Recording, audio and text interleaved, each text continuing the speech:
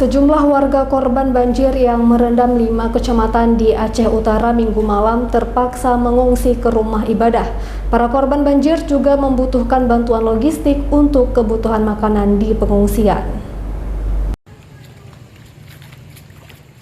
Warga yang mengungsi mulai dari lansia hingga anak-anak di 2 titik pengungsian rumah ibadah di Desa Menasah Jok dan Desa Menasah Mayang, Kecamatan Lok Sukun, Aceh Utara. Sebagian masih memutuskan untuk bertahan di rumah dan sebagian mengungsi ke rumah sanak saudara. Hingga Minggu malam, korban banjir yang mengungsi belum mendapatkan bantuan logistik seperti makanan dan kebutuhan obat-obatan.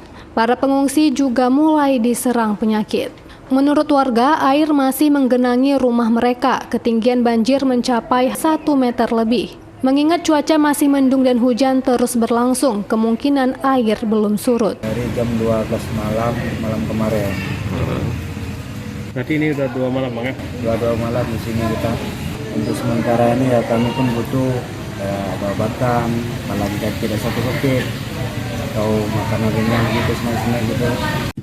Saat ini para pengungsi sangat membutuhkan bantuan logistik untuk kebutuhan makanan di pengungsian. BPBD Aceh Utara masih melakukan pendataan jumlah jiwa yang mengungsi akibat dampak banjir langganan yang terjadi setiap tahun.